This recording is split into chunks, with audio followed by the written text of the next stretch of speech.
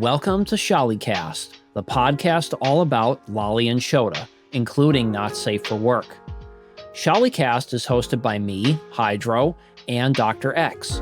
We're the developers of Insexual Awakening, a straight Shota visual novel game with incest, lollies, MILFs, onesans, and even a femboy character if you play Insexual Awakening 2, our sequel. If you'd like to play our games, you can download them at our official blog at barag.net/cyberhex. And if you'd like to support Insexual Awakening's continued development and this podcast, you can join our Subscribestar at subscribestar.adult/cyberhex. Enjoy the show. Welcome back to Sholicast, everybody. I'm Hydro. I'm with Dr. X. And for this episode, we are joined by Supeku. Welcome, Supeku. Welcome. Thanks for having me. Tell us a bit about, so the audience can find out what kind of work you do and what you work on. It's hard to say specifically. I don't really have a niche or anything like that at the moment yet, I don't think, because I haven't really been drawing for a very long time, so I'm only really active on Barag, and most of the stuff that I post there they're really kind of, for the most part, studies that I do for myself at this point, because I feel like I'm still at a point where I'm really figuring out the actual basics of drawing and digital painting, etc. And so with each illustration, I just try to do stuff that I haven't really tried before. That takes a while. It's a bit of a stressful process, but at the moment, that's basically what it is. I've got some sort of large project ideas that I'd like to work in the future, but it feels like a bit of a waste of time to, be starting working on like really large projects like a digital novel or something. I don't feel that confident about drawing in the first place, So when did you start drawing, or when did you start in your most recent, kind of getting serious about it? To be honest, I didn't really, I didn't draw at all up until April last year. Oh. I was always kind of interested in drawing, but it always seemed something like impossible to, to get good at, and I just never even considered or seriously considered picking it up until April last year. I did pester my parents to let me go on an painting extracurriculum when I was a teenager, but I did that for a couple of months and I was awful at it. So I dropped it after that, and then I didn't pick it up for another decade after. I only picked it up last year because I've just been studying and learning different kinds of stuff since COVID started, and that kind of gave me the confidence to, start drawing properly as well. Oh, that's awesome. And I'm looking through your gallery right now, and I do think that you've got some good stuff here. Thanks. Lots of great lolly pics. I like it. Yeah, it's fun. And you're one of the guests that don't have that story of they were 2 years old and already starting drawing and stuff like that. So it's really interesting. Entering my boomer stage, so I feel like I need to catch up in a way, I guess. To get my work to a certain level of quality. I didn't have those sort of foundational experience as a child. I feel it's a very, very different experience learning to draw, as an adult, compared to, picking up drawing gradually when you're a child, just because I feel like I don't really know how to play with it, I can rationally figure out, how rendering works, or how to go through a digital painting process, or, how to render form, etc. That's all stuff you can learn, but you can't really learn how to play with a drawing, how to fill around with it. Kind of enjoy it in a childish, playful way, but it's something that I'm trying to figure out now, because I feel that's something that my illustrations, that makes your illustrations lack something, but I'm not sure what. Well, the good thing is that since you've learned the fundamentals, or it seems like you've started having grasp on it at least, that gives you more room to experiment and not be too frustrated with the results, I would think. For sure. The frustration seems to like never go. I don't know. I don't know how if it's something that ever like properly passes. But yeah, I do find the Android process really stressful. I was just thinking like quite recently, like, is this something that I'm really? Yeah, it's good weird. Is this something that I'm really enjoying? I guess. But I am enjoying it. Like I enjoy creating something, but the actual process can be sort of, it makes me want to pull my hair out half the time, you know? How do you guys find it? Dr. X and I, well, Dr. X is multifaceted. He started off with programming mainly, but then as we kept working together on the IA series, especially IA2, he then went into learning about, 3D rendering and like animation using like Koikatsu, and then modeling and writes.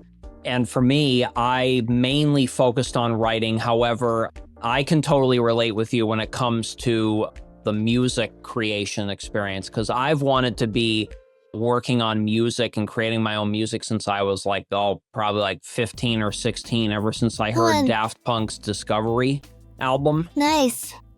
And that was kind of my starting point of like, it kind of was amazing, because I know some people, when they get into music, they sometimes either it's kind of like, just like what happens with drawing with some people, they just start having fun with it and experimenting when they're a kid. And for me, it wasn't that. I hated learning the piano when I was younger. Hated it. And I just never got into it. But then once this album came along with Daft Punk, I like all of a sudden had just this moment where I'm like, man, I want to make music just like them. And since that time, it's been a real struggle with like, I'll have an idea for a song or I'll think of a song, but then the actual process of making it is can really be tough and can really be complicated and very, very slow. And it's tricky because especially with like, well, it's probably the same with artwork for you too. Like, do you ever have moments where you'll see some really great art, right? You'll see some really great Cunny or something. And you'll be like, oh man, I really want to draw that, but you only are looking at it from the context of the finished piece, right? So it's the same thing with music. You're listening to the final product after who knows how many hours or days it was worked on and processed and gone through audio effects and all the different recordings. So you don't know where it started off bare bones. You don't know where it began from, and sometimes it can be a mystery to figure out how to navigate that whole process. Yeah, that's really interesting perspective. It's interesting to hear sort of how experiences and approaches to art can be very similar, even in like radically different types of creation. I was just thinking recently, and this kind of ties in with the last thing. When I was a bit younger, I used to do theatre quite a bit. I used to do it a ton, actually, up until a few years ago. And the thing with acting is that you need to have sort of absolute confidence, absolute control over your body to really have any chance of having a convincing performance, right? And this isn't like a huge secret or anything. Like, it's, if you ask anyone who's done acting in like any sort of way, they will most likely agree with this, right? And the sort of the confidence that you need, that's separate from, you can actually be enough very skilled artist, as long as the confidence is that you can make a fairly convincing performance. But I always sort of thought that this was something that's exclusive to like the performative arts. But recently, I've been thinking about my sort of drawing and sketching process. In a very similar way, you really can't make sort of interesting and engaging illustrations unless you're, in a strange way, sort of letting go of the restful part of your brain and just letting your body sketch and create these gestures and shapes and expressions kind of almost subconsciously. Yeah, I feel like that's a really surprisingly large part of making excellent illustrations. And when you look at pieces who are made by really, really, really big artists, you often see that you've got all this expression on top of technical skill. And I really don't think that's gesture, expression, etc. is something that you can rationally sort of think out of. You kind of just need to let go of your body and let your arms make the marks. And then afterwards you rationally detail on top of that. Yeah, I've seen some discussions about the confidence thing in art, and I've seen it mentioned that like sometimes if the artist is very insecure, it'll show up in the art. Like maybe the lines will be more wobbly and they won't look as clear or definite. Sure, yeah, it's a weird one. You just kind of have to basically not overthink things, which is strange because droid feels I didn't realize this before I started learning to draw, but it's a very sort of rational, almost intellectual process. Like there's an incredible amount of studying and understanding involved in creating a three-dimensional form, and then playground with stuff like light, form, shadow, whatever, anything. It's a great deal of knowledge required to create a really complex piece. Yeah, it's like just with like perspective, for instance, like that itself is math based, because we're kind of trying to mimic like real life, like photography or physics, or how light moves, or how our eyeballs see reality and stuff like that. So yeah, no. Yeah, and it's really amazing the artists who learn that stuff, because like at some point you ideally want to be able to do it intuitively, even though it's a math-based thing. I think one of the really big challenges in drawing is sort of being able to sort of take this intuitive part of your brain, intuitive is the right word, take this intuitive part, kind of unconscious part of your brain, which, really comes out when you're doing quick sketches and, like loose marks, etc. And then combine that then with the more conscious, wrestle part of the brain, where you start adding detail, light, specific form, etc. And being able to maintain the sort of expressiveness of the early sketch, like subconscious expressiveness of the early sketch, as you keep working through, and detailing your piece, I think is one of the big challenges, or at least that's one of the big challenges for me in drawing, Interesting. What do you think is the next stage for you? Is there anything specific that you really want to learn for your making your art? Oh, well, I'd like to sort of get better at rendering form in general. Something that I've been working through. I've been looking at a lot of rendering work by Diaphone, and that's a genius. Yeah, and trying to figure out what he does. Basically, the way that I learn is I'll take up an artist that I really like, and I'll try to essentially imitate their work for a couple of weeks, and even see if I can sort of learn anything from it. And yeah, obviously you can learn. You can always learn something from people who actually know what they're doing. But I guess like stuff that I'd really like to learn, I would say just kind of playfulness. I'd like to learn to sort of mess around with my art a little bit more, because I've still got this massive mindset where the way I approach a piece is, you do need to have planning, but I'd like to sort of, in a way, I guess maybe let go, do more thumbnailing and loose sketching, and just find a way to get more gesture out of my drawings, I guess. But it's strange because it's not something that you can really rationally learn, as I say. It's something that kind of a feeling, a mindset, more than you have something that you learn. So something I've been struggling with. But yeah, it's just something that I've been thinking about over the past couple of weeks or so. That is interesting, and I think what would be great for as we get more artists on the podcast, and if they're struggling with something, is that if in the comments, if there's other artists who want to share some kind of insight or advice or learnings with the guest, or even other people who might be looking in the comments, that would be actually be really cool. Yeah, no, that is super welcome. Yeah, that would be awesome. Like helping each other out and everything, because everyone's on their art journey on Bragg and other places. The film. Have you seen the tutorials made by Diathon? I could have sworn I saw it on some website. I don't think so. No, I don't think I've seen any of the tutorials by him. I'll have to have a look. Yeah, I'll have to send that to you so you can have a look at that. Nice, thanks. I was surprised because I was like, I recognize that name. Yeah, Yeah. So yeah, that might help you out. I know for sure, thanks. Yeah, people in Bragg, it's interesting to see, like, how nice of a community that Bragg actually is compared to most pages on the internet. Despite the fact that it's not huge, but it is only 50,000 regular users, isn't it?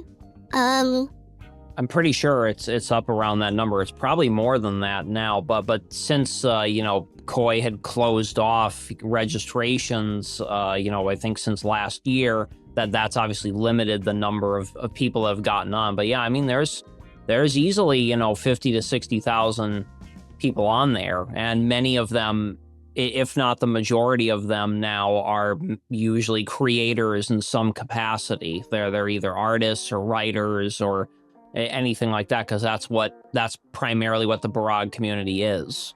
Here's an interesting part of it is that I think there's a lot of reasons why the Bragg community is so nice, but I think one of them is because, like, okay, if you're a lolly artist, you make a lot of lolly art, and I'm sure you probably make art of other stuff too, but as far as Bragg goes, it's a lot of lolly art, and like there's not a whole lot of lolly tutorials out there, you know what I mean? So it's kind of like we have to rely on ourselves and on each other, it's to say, because it's not that easy to like go on Google and look up drawing lolly tutorial or something. Especially for the NSFW stuff, like, oh boy, Yeah, it's like non-existent. I think I found like maybe one of them that was NSFW for drawing a lolly. Not even super NSFW, but kind of. But it was in Japanese, I think. So. No, of course it was. Yep. Yeah, no, that is a good point. I guess it's also sort of like it's a acceptance of sexuality thing as well, because I think for a lot of people, there's a lot of shame and guilt associated with, like liking lolly show stuff. Yeah, absolutely. In general, I think people who, accept the sexuality just tend to be happier and nicer, Oh, I absolutely agree. Yeah. Yep. You can kind of see this in the furry community as well, which I feel as the furry community is quite nice. I'm not glad knowledgeable about the furry community, or like as knowledgeable about it as the lolly show community, but it also seems like a really, really nice one. Which is also interesting again because it is a quite sexual community as well. Yeah, like when it comes to NSFW communities, you kind of, a lot of the times they're past that kind of barrier about like, oh, like sexuality in general is bad, like don't masturbate and stuff like that. No, exactly. Like, we've seen, some people on the internet say like, don't masturbate because, I don't know, like you're like removing your male essence or something like that. But, in porn communities, they're not saying that shit. They've gotten past that barrier. And as far as Bragg goes, because like, there's plenty of lolly show on Bragg. You're pretty much past the barrier of like having a problem with something being depicted in fiction in general. Like, if you accept lolly, you're probably gonna accept whatever else fetish. It could be like it would be bestiality or non-con or whatever. It could be anything. So and also like, I think especially for people who are into a lolly show, like we know what it's like to be judged and met with prejudice of some kind or hate or whatever. And so a lot of us thankfully understand that we didn't like that, so we shouldn't like treat other people like that either. Sure. Yeah. Even if they have a fetish that we're not into, you know what I mean? Yeah, I find this whole subject kind of fascinating. Yeah, even despite the fact, that obviously have all this acceptance, though, the community has all this acceptance over sexuality, etc. It's still interesting to see that's just how sort of nice and non-toxic is, because it feels like, you should run into that angst every so often. despite the fact that, okay, you've had, these experiences, etc., which you really don't, is just really, really nice on a really mass scale. Oh, definitely. Yeah. Yeah, it's I just find it really fascinating, and yeah, I do think it is something to do with self-acceptance, Yes, for sure. and your own sexuality. So a huge influence. And it's a shame that people outside these board communities, don't often have the opportunity to sort of think about their sexuality in a more introspective way, I guess. Yeah, and I've been trying to think about how to help that issue. It's, doing this podcast, I want to use a podcast to help people or to help the community and be more sex positive and stuff. So I've been trying to figure out how to help that, and I think just doing this podcast helps a lot because on this podcast everyone can talk about their kink or fetish or whatever it is, Totally. without fear of judgment. No one gets judged on this podcast if whatever you're into. You know what I mean? Damn. So I think it's a great thing because you don't see that a lot on other podcasts either. Even the ones that talk about sexuality or whatever, they might draw the line at Lolly Show or something. And I exactly am. But here, it doesn't matter what you're into, as long as you're not hurting anyone, and you can be into whatever you want. It's okay. No, exactly. Yeah, it's an excellent thing you're doing. But yeah, the issue is that this doesn't really have, unfortunately, because of the subjects it covers, it doesn't really have that kind of mass appeal or access to a mass audience. Ultimately, it's still gonna be people likely in the Lolly Show community, and shame and guilt around sexuality is a huge societal issue in general. No, I don't think it's something that's sort of very easily approached or very easily fixed, unfortunately. I think that what we're doing and what Bragg is doing, what Athea is doing really helps, is that building that community around people who are okay with all kinds of fictional content. So that's why the podcast hasn't been exclusively about Lolly Show. Yeah. We talk to people who are into other stuff because we're all brothers and sisters, you could say, in this. Because it's not just Lolly Show that gets banned off of Patreon, as we know. Incest gets banned, non-con and bestiality. And goblins too, apparently now, and furry genitalia, red rocket shit. That's been in Patreon sites Really? recently. Yes. yeah, that's on the chopping block. Yep. Yeah. There's been some mixed signals, but overall, it's kind of dubious whether you can do it. And back in, not to harp on this too much, but back in the day, I remember there were some people who were kind of cheerleading for Lolly and Shota and incest, whatever, getting banned off of Patreon.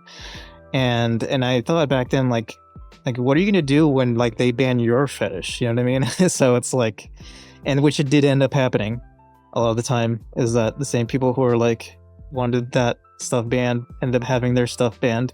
So what it really comes down to is just we shouldn't try to put other people down in order for us to gain some kind of advantage. We shouldn't say for obviously in this example, be oh, fuck those Lolly Show people because at least I'm not doing Lolly Show. I know I'm doing furry cocks and stuff, but at least it's not Lolly Show. Or I'm doing hypnosis or coercion, and it's kind of the strange moral grandstanding over other fetishes and stuff. We need to move past the era or mindset of putting other people down so that we can put ourselves up. We need to stop that, because what we need to do is raise everyone up, help everyone, not just ourselves. Down. Yeah, I think the issue I guess is that Lolly Show is just, I feel like it's an extra fringe. So in modern society, it's an even fringe community. Probably the sexual ones obviously become the subject matter. Yeah. The funny thing about that though is when you look at for example, VTubers like Gargura or that Lolly music video that blew up on YouTube and stuff. It tells you though that even if there is a divide or a little bit of a rift between the safe work and not safe for work, the popularity of Lolly and Shota's undeniably strong. While like it's definitely popular. It's just, and you know, Dr. X and I were talking about this the other day, that we have a funny feeling that there probably are a ton of people that just won't say that they do like the NSFW side of Lolly Shota. It's just right now it's not at a point where I think they're willing to kind of step over to the other side, so to speak, and be like, yeah, I do want to see Anya Forger's pussy. I do want to see it. Relatable. I think you're very relatable. I bet you're you're right on the mark there. Yeah, I think it's a significant part of the population that are actually into it. But I think it's not even sort of being open about it, right? I think people are, you know, used to have this sort of thing with like gay people, you know, back in the 20th century as well, right? Like people would refuse to accept their sexuality, and you know, I mean, it just ends up meaning that I've got a lot of issues of mental health. They're unhappy in general. I think there's a lot of people who are probably sort of self-consciously into lolly show stuff that actually do not realize it, again, because of all the moralizing and shaming that happens around it in society, you know? Yes. Like where they can't even like accept the possibility of it. No, exactly. So they won't let themselves explore that, or maybe they see a pic of a lolly and they're like, they feel something, but they just deny it, you know what I mean? Because they don't want to, because of that stigma. And, you know, we're trying to help with that stigma with the podcast and, you know, all that stuff.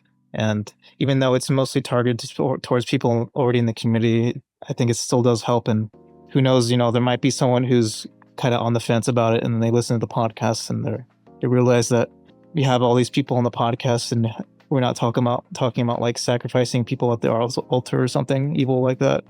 And like we're just regular people.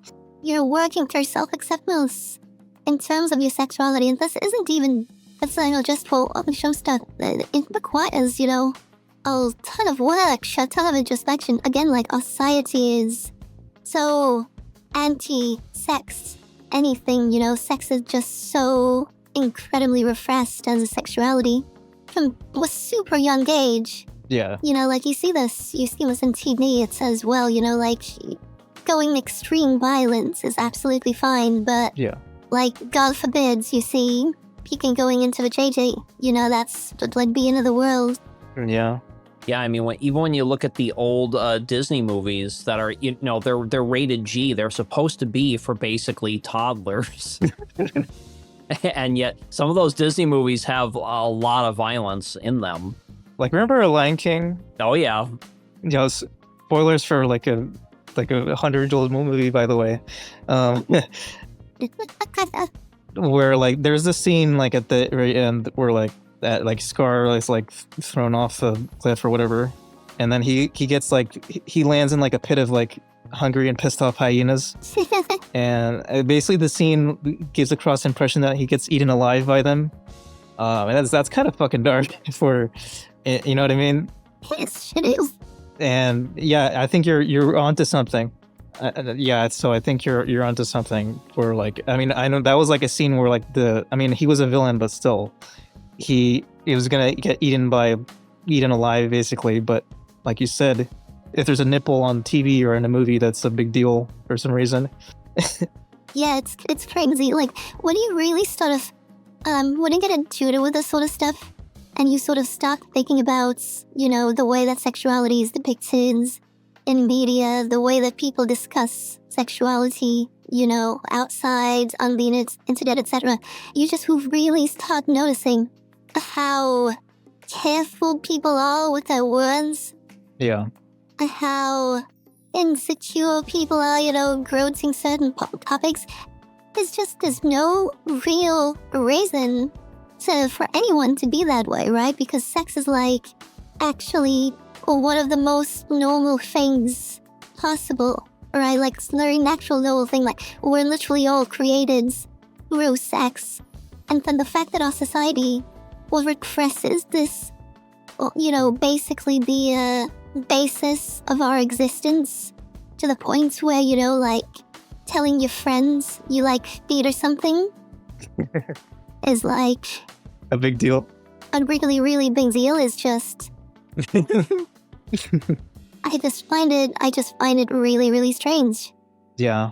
And people talk about sexual revolution, 70s and 80s, but I feel like sexuality's only gotten more oppressed as time has gone on. The internet's been kind of a breaking point in a way, because you're able to have communities like these, where we're able to discuss sexual things, pornography, etc. But still on a mass scale, the average person is just, still has a ton of guilt associated with anything sex-related. It's because they're raised that way. Yeah, and I guess it's important, like, for the people who are sex positive to try to break that cycle. I think that's really important. So the show I'm so crowded with friends, etc. yes, like, don't be afraid to be a nice person is what I want to say. Don't be afraid to be accepting. Don't be afraid to be tolerant. Don't be afraid to not be prejudiced, because some people they might treat another person with intolerance or might judge them because they're afraid that if they don't do it, they'll be met with stigma themselves. And we need to realize that just increases stigma in society, which eventually goes back to you, of course, because you're part of society. So you should just, try to improve society for everyone.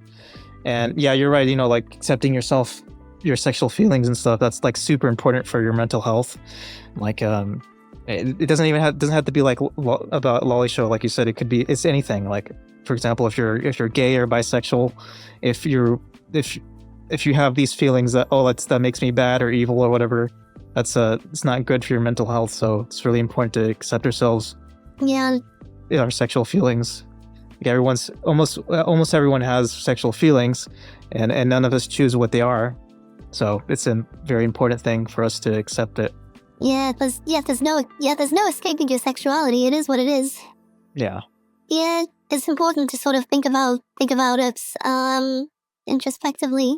Even I guess for people who do accept it, I think it's worthwhile to think about the way you perceive and think about more in specific, actually, because I feel like a lot of people, even for sort of sex positive, still tend to have sort of, I guess, just negativity in general towards pornography. So that's like for the general public, porn is perceived as something that's very, lowbrow, grass, etc. It's actually the same kind of art form as absolutely any other, right? There's nothing that makes pornography sort of wrong, Yeah. And there's plenty of horror films out there, people getting cut up and everything like that. Exactly. That's a very good point. Like, violence porn is almost normal, isn't it? I like how you call it violence porn. I think that's because in the podcast in another episode we were talking about it doesn't really matter whether you enjoy something sexually or not. You know what I mean? It doesn't make it, if you enjoy something sexually, doesn't mean it's worse. It's worse to enjoy it that way. Exactly, yeah. And sort of sexual media in general, there's nothing. It's media, same as anything else. Yeah. This is something that I've only sort of recently started thinking about myself, because I feel like I've always thought, okay, well, you have, all forms of art here, and that goes in this box. So that's, sort of safe for work, painting, theatre, film, etc. That goes in this box. And then you have, smut and porn, fictional or non-fictional, and that goes in this box. So, they're all separate things. But there's nothing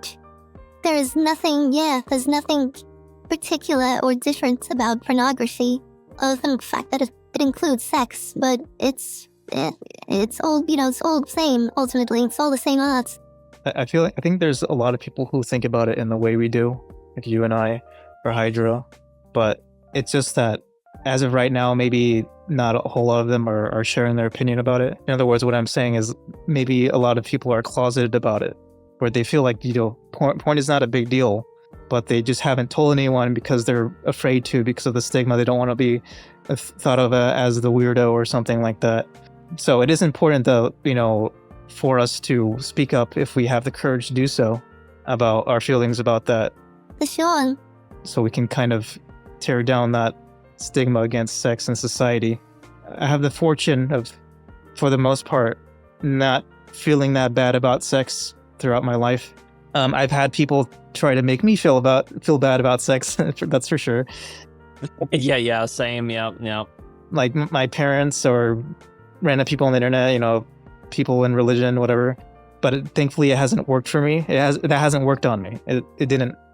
They were not convincing for me, and so that's part of why I guess it's almost like a duty for me, I guess, on a personal level, of course, because I don't have that personal stigma against sex, that I speak on it because I have that privilege of not really feeling that bad about it, so I can use my voice to help other people who may not be at the same stage that I am at. For sure. Speaking of which, just out of curiosity, what compels you to make erotic media and pornography in general, you think? Because I feel like people say, oh, well, it's just hot, but I feel like that isn't the whole picture. I'm just curious as to, what makes people do what they do. It's really interesting to explore, like, different facets of humanity, which, I mean, okay, well, we make in Sexual Awakening, right? So it has Shota, lolly, incest, a whole bunch of very good stuff. The heck you're in. But because we're doing that, we're exploring a lot of things about humans or sexuality that isn't explored in a lot of other media because they're afraid to touch that subject or something. So I think it's very interesting, and I'll mention one example is that in our games we have incest, for example, and exploring that and portraying it in a way that is not just uniformly negative is very interesting, and it feels very freeing, right? Because we're not weighed down by having to tell everyone or trying to signal to everyone, oh, this is bad. Hydro even has that story that one of the reasons why he originally created the Sexual Awakening is that he had been playing this game that had incest in it, and the game pretty much tried to make the player feel bad for doing the incest. Genius. And that really didn't resonate with Hydro. Right. Yeah, you basically get a bad end essentially if you pursue it, and it's pretty stupid. And the other game that I played, it's it was a bit more basic, but it was it did have incest in it, but the story actually restricted what kind of incest would take place, and it wasn't really the central focus after it kind of seemed to imply that it was going to happen. And I was just kind of no, I want to create my own story.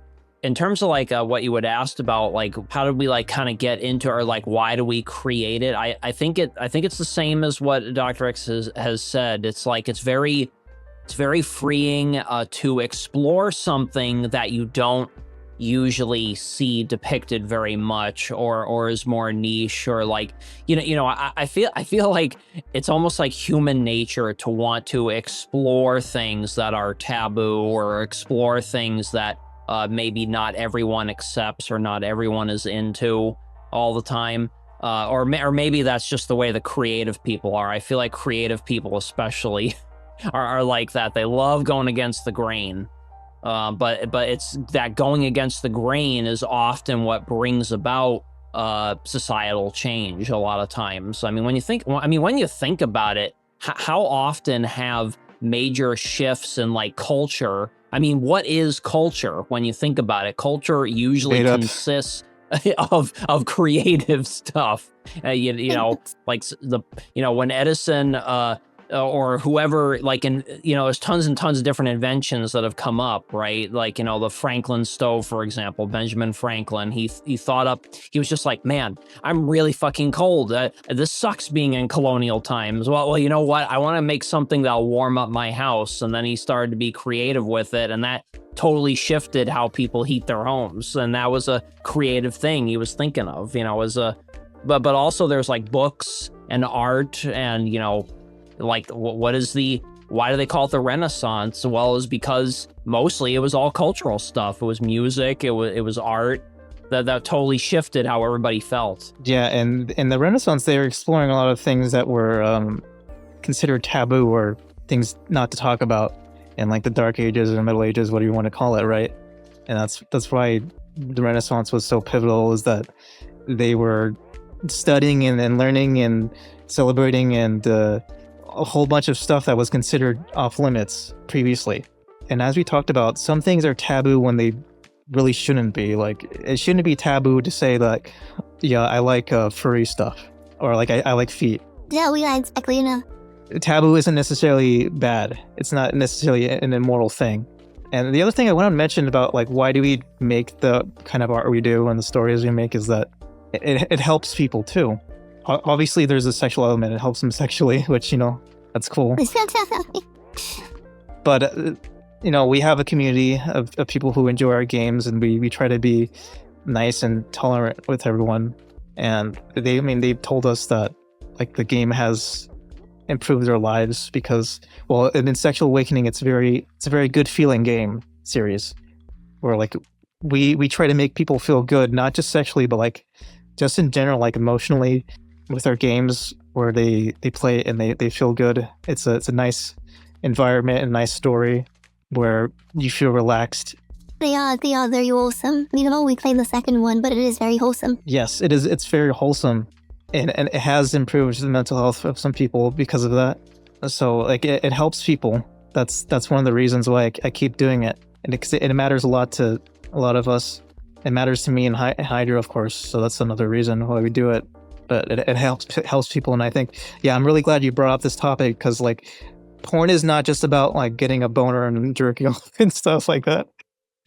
Another thing in porn is that you can portray different body types that don't get as much respect as it should in other places, or different kinds of characters or people. I mean, with Shonen and Lolly, like a lot of the people can be like for example, in like the self-insert thing. If someone is of a smaller stature or lighter build, for example, they might see themselves a little bit in the shotos or lollies, or maybe that's their more ideal body type, like for themselves. Like, yeah, they would enjoy having a smaller body or younger body, so they can self-insert that way, and that matters because I mean, there's the whole thing about body dysmorphia and stuff, and with porn you can have a much more, I guess, overt like examples of like different sexualities and stuff, like homosexual sexuality. I mean, there's the whole thing on TV, which it's probably still true, honestly, where like when like gay relationships are portrayed, they're more chaste on TV, for example, especially in the past, where like like, I guess like a good example would be like in the same show where like there'd be like a straight couple like under the covers in bed, like presumably having sex. Like the gay couples would only get like a kiss on the cheek or something in the show. Oh, that's a good point. That's very good points. Yeah. Right, and but in porn, you have two burly guys going at it, fucking each other, or two lesbians scissoring and stuff like that, right? So there's less limits. Yeah, and that's a great thing because a lot of people want representation, and that can be found in porn. Yeah, it's a very interesting thing to talk about, and I'd love to talk about it more in like a dedicated episode or something, like about how porn can be used for good. It's not just about like a bunch of sweaty guys masturbating. Stay with lucky. I mean, that's fine, but it's more than that. It's more than like the highly like caricaturized, view of what porn is, some kind of like dirty thing. You know what I mean? Yeah, I think it's just going off of what you said, it's interesting, but sort of, porn is almost an expression of, the human form and the human forms, and sort of almost an appreciation of his beauty in that way. And then when he started thinking about fetishes as well as, like body parts fetishes, they're almost sort of a means of expressing, the beauty of like very specific details of the human form. Oh yeah. Yeah, I guess it's kind of interesting to think about. I mean, the example that came to mind was feet, because there's like the feet fetish, but some people think like feet are disgusting, or something, and like another thing to mention, like some people might think that their feet are disgusting, but maybe they see some porn that is like real super into feet. Maybe they'll feel a little less bad about it. Yeah. Or maybe someone is like heavier and maybe they'll feel bad about it, but then they see porn and all these people like celebrating like bigger women with like bigger bellies or whatever, and like feel less bad about it. So like there's tons that can go into it that can help people, you know what I mean? Sure. Yeah, because I think, the thing is, like, fundamentally porn is, when people create pornography, it's sort of a form of expressing what they find beautiful about it. And that even goes for, really fringe or dislike fetishes that people might think are disgusting. That's still, despite the fact that they might be unappealing, I guess, I don't know what, unappealing for the mass audience, I guess. Or the fact that it's still sort of an expression of beauty from the person that is creating it. And I think it's interesting to sort of thinking about pornography in that way, because that almost takes away that sort of lowbrow, sort of lowness of pornography when you think about that it is an expression of beauty. Even if it's like, I don't know, a scat or something, ultimately the person who is making it sees something in there that other people do not, perhaps, or, sees something beautiful in it. I just think it's really sort of fascinating from the academic to the viewer perspective, Oh, definitely, yes. Yeah, you're absolutely right about that. It is very fascinating. I could talk about this for hours, honestly.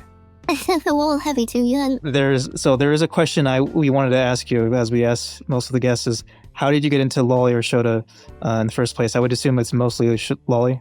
Mostly lolly. I'm a quite, I don't know, I guess perverse person in the first place. So like I'm very open for like all different kinds of sexual experiences. I see you are a man of culture as well. Good. Yes, we are all men of culture here. Yeah. Yeah, I don't mind shota stuff, but yeah, it was primarily lolly though. That's the big thing for me. Same as everyone. It started off when I was quite young. Maybe a little bit sort of differently from the people here. I didn't really start watching anime or anything like that up until I was in my 20s. And I feel like anime is a media format where you get like a particularly high concentration of like lolly show characters. Oh yeah, big time. Yeah, I didn't have tons of exposure to them up until I got older. But I feel like I'm almost thinking about this because that's something you ask everyone. I was thinking about it, and I think the earliest sort of memory of it I have is I was playing like what are the early Pokemon games? Might have been like Leaf Green, maybe? I'm not actually even that much of a Pokemon head, but when I was little, I'd play it because my brother had it. So yeah, I think it was Leaf Green, and wanted to be one of the earlier games. And I just remember I'd really, like whenever old lolly sort of trainers come out, and there weren't a ton of them, and it wasn't sexual or anything at this point, I don't think, but I just remember really liking it, just getting super hyped for whatever I had to fight like a lolly trainer. But other than that, after that, I think it was probably Gadman. It was probably Shed Haze that kind of opened the world of like Lollipop, etc. to me, because I wasn't aware that it was a thing up until that point when I was nearly 13, 14, and Chad Base was like opening up, I guess. So growing up, or at least when at the time you knew you liked lolly NSFW, like what were your favorite lolly characters? Favorite lolly characters? Shit. I should have thought about this beforehand. It seems like you like Jazz from Stardew Valley. I do at the moment, I do like Jazz. I'm not too sure why. She's very cute. For one thing, that helps. Yeah, that does do it. That does do it. But, yeah, I think I quite like... I just like about Jan, the thing that I like about her character is that because it's, because her character design, like all the characters in Stardew Valley are sprites, right? And they're not sort of very high detail or anything like that. That leaves you a ton of creativity in, depicting a character sort of as you imagine it, instead of like exactly how they're supposed to be, I guess, or anything like that. Because when you have very sort of realistic, precise, minute, depictions of characters, that's it. That's the character. Like, there's no much. It becomes a lot more difficult to play around with what they actually look like. But what like Jazz from Stardew, yeah, because she's she's got features then, but she's still like a pixelated mess. You get to play around with and sort of design her character in different ways. And so yeah, if you look at my illustrations, you get to see like my real lows and highs there, I guess, in general in terms of my art. But I depict her like very differently each time. And yeah, it's because of this sort of gives me the space to play around with character design and different forms of stylization, etc. So I guess it's not even necessarily maybe the fact that they aren't sort of very high fidelity characters is part of what attracts me to, because the same way that like I have the attraction to Pokemon trader sprites from like the old as well, right? Because that kind of leaves space for fantasy and interpretation. Yeah, that makes a lot of sense. Other than that, I don't really, but yeah, Jazz is still, like, I'm not really, I kind of meme about it, but I'm not, like, super obsessed about Jazz, other than that. Have you played the mod with her? I have, yeah, of course I have. I'm not much of a, actually, like, this is part of the problem that I run into. Like, I don't really game or work much. Up until, like, a few years ago, I didn't really watch anime or anything like that. Watch at all. So, I'm lately, like, really falling behind the terms of, like, pop culture understanding, etc.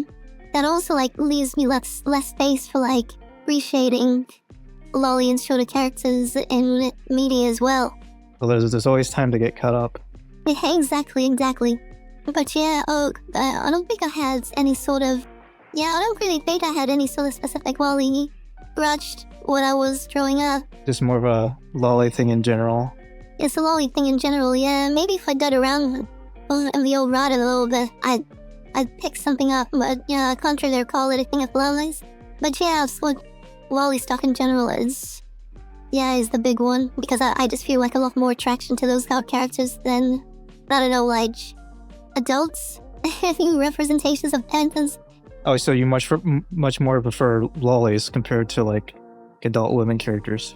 Oh, yeah. God, I remember I had this, I guess, like, again, because I've been a very sort of diverse from basically the point where I became aware of my sexuality when I was a kid.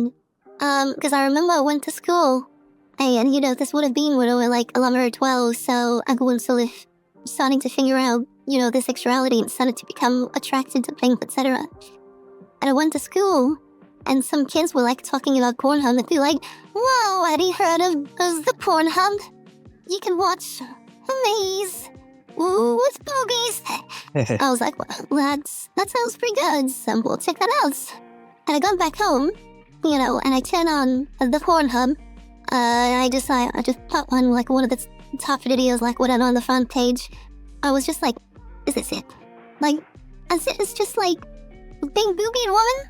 A vagina? Ketis? I'm like, this is shit.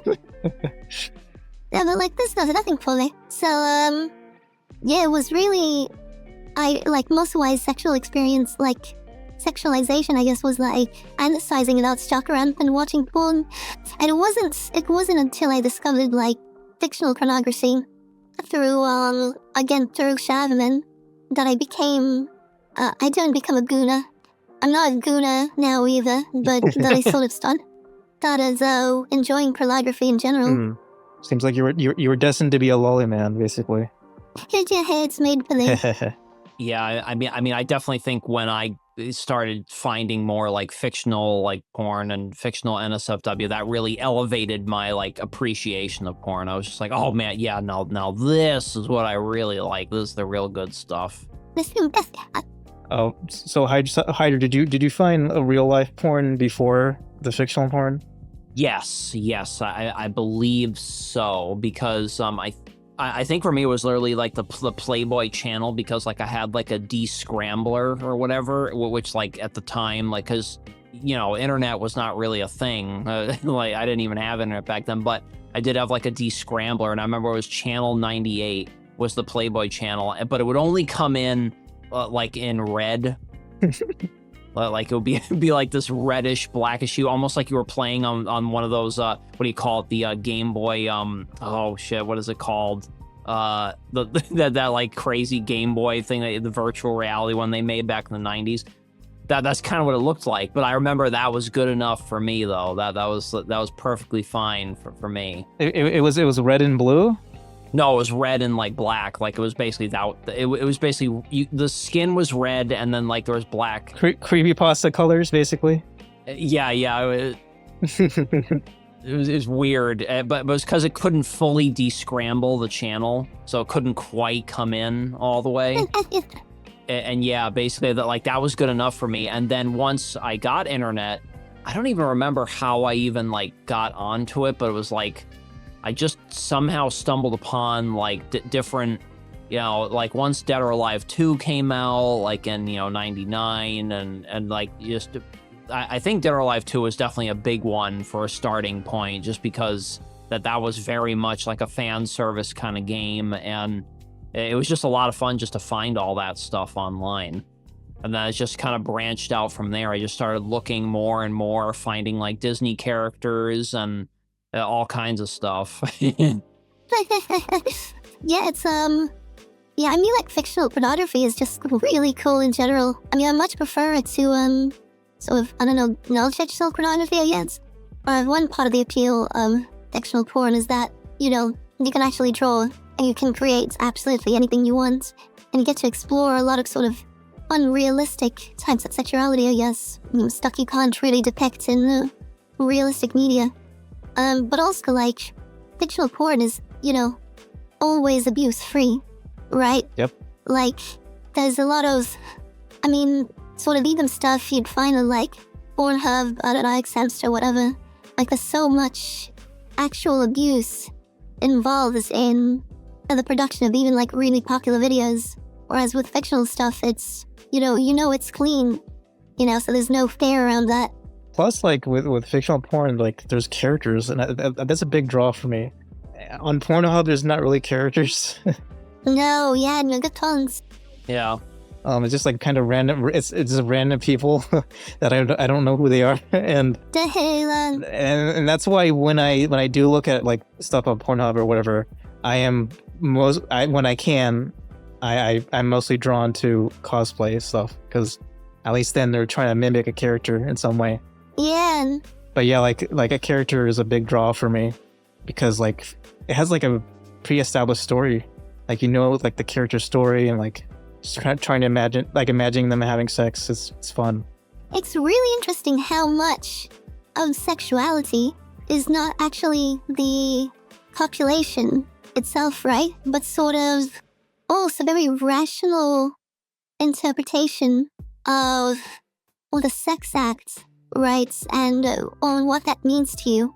So like, when you have a character, when you have a kind of story around the character, that makes pornography into sort of, or sex into a very, a rational act, right? Like, it's not just the fact of seeing sex, but it's the fact of what conclusions you draw from, seeing this whole story, and how, you find that in a more broad scale erotic. I think that's really fascinating.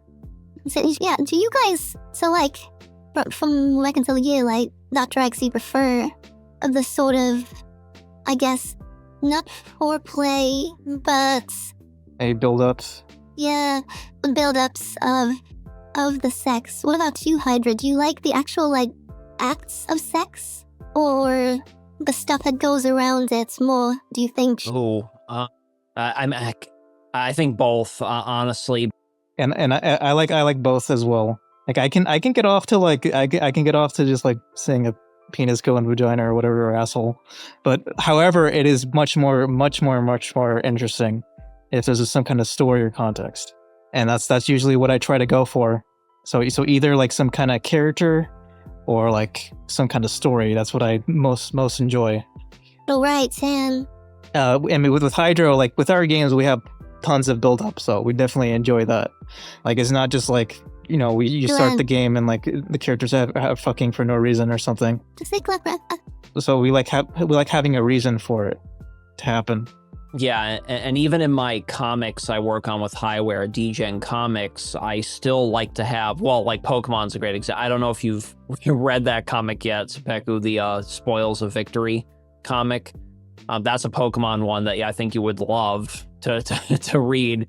But basically, the whole scenario of setting it up is what makes it more fun, because, you know, if it just started off with just a lolly and the Shota just fucking randomly, I you know, it'd be fun. I'd still like it, but I think it's more fun when you give the context of it starts off just like a regular like Pokemon battle would, where, you know, it's like the Shota trainer is facing off against the lolly trainers, and you know, it's just a Pokemon battle, but then all of a sudden it turns into a very lewd NSFW thing, and it just gets a lot more fun. That like excites me a lot more than just going straight into it.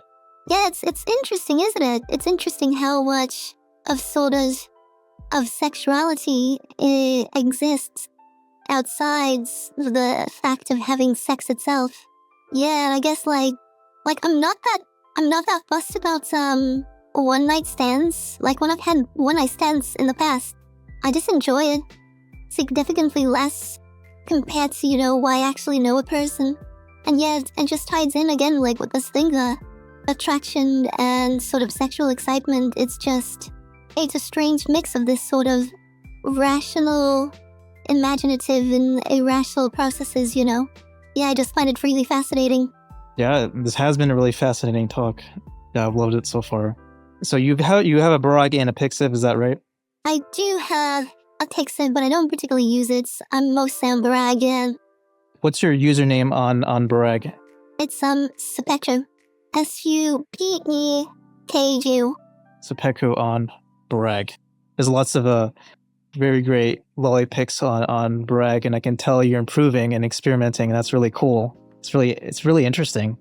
Yeah, Like you're experimenting with different like painting styles and drawing styles. So it's really cool to see your evolution. I think you're already a talented artist. So that's really cool that you've only started like last year and you're already this far, and it seems like you're gonna keep going. Thank you. Yeah, that means what? Yeah, so everyone go check out his page and see his great art. He's got lots of good stuff there. yeah, and see his progress, Yeah, thanks, Glens. Yeah, it was great having you. Thanks for listening. because I think it's going to be fascinating to see your progress over the, you know, the next year, and, you know, the future too. It's going to be fascinating to look at. Yeah, thanks. I've got some sort of larger projects lined up to the future, and I'll hopefully start working on in the next year. Awesome. And we'd be happy to plug those projects if you'd like in the future once you get started. Sounds good. Yeah, thank you. And yeah, like, again, thanks for having me. I really enjoyed this. Yeah, us too. And thank you for being on. Cheers. Yeah, thanks.